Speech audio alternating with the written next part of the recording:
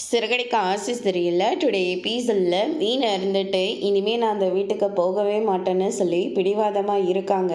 அதுக்கு அடுத்ததாக பாட்டி ஃபோன் பண்ணுறாங்க முத்துக்கு.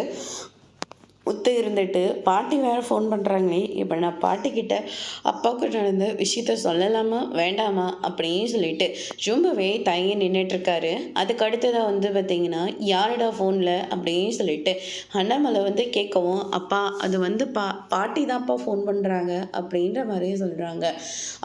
எனக்கு இப்படியெல்லாம் ஆனது தெரிஞ்சால் அம்மாவால் தாங்கிக்கவே முடியாது. அதனால் எப்படி சொல்லி புரிய வைக்க முடியுமோ அப்படி சொல்லி புரிய வச்சு அம்மாவை கூட்டிகிட்டு வாடா அப்படின்ற மாதிரியே சொல்கிறாங்க.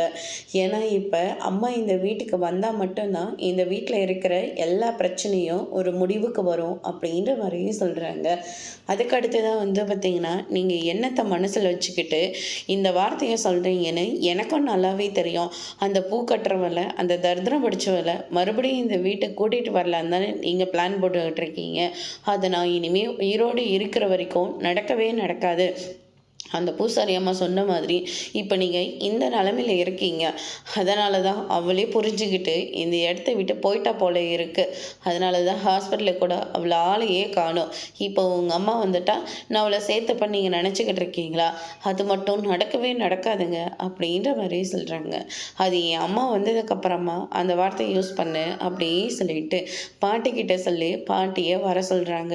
அதோடு இன்னைக்கான பிரம முடிச்சிருக்காங்க.